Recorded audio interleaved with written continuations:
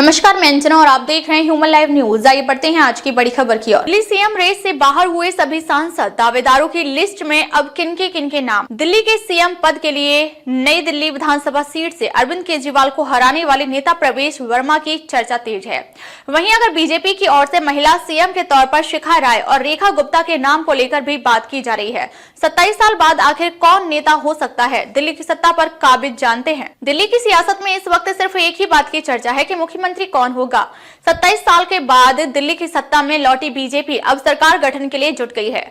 BJP के नेता मुख्यमंत्री पद की रेस में हैं, जिसमें विधायक ही नहीं सांसद भी हैं।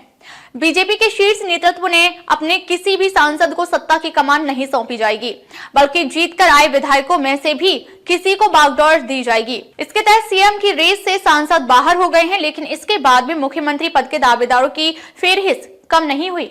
ऐसे में सवाल उठता है कि आखिरकार बीजेपी के किस नेता के सिर सत्ता का ताज सजेगा। दिल्ली के विधानसभा चुनाव में बीजेपी बिना सीएम चेहरे के उतरी थी। पीएम मोदी के नाम और काम पर चुनाव लड़ी है।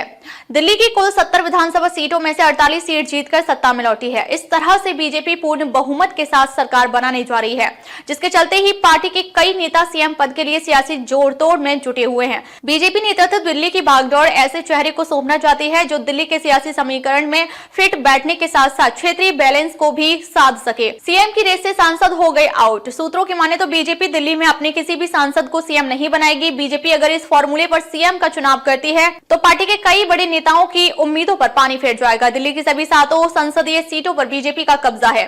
मनोज तिवारी से लेकर रामवीर सिंह बिधूड़ी और बांसुरी स्वराज के नामों को लेकर सियासी कयास लगाए जा रहे थे। इसके अलावा बीजेपी के प्रदेश अध्यक्ष वीरेंद्र सचदेवा के नाम की चर्चा भी तेज है। माना जा रहा था कि बीजेपी अगर दिल्ली में अपने सांसद या फिर अब पैराशूट नेता को सीएम के सत्ता की बागडोर सौंपेगी, लेकिन पार्टी शीर्ष नेतृत्व के फैसले के सांसदों के नाम की अटकलों पर विराम लग गया है।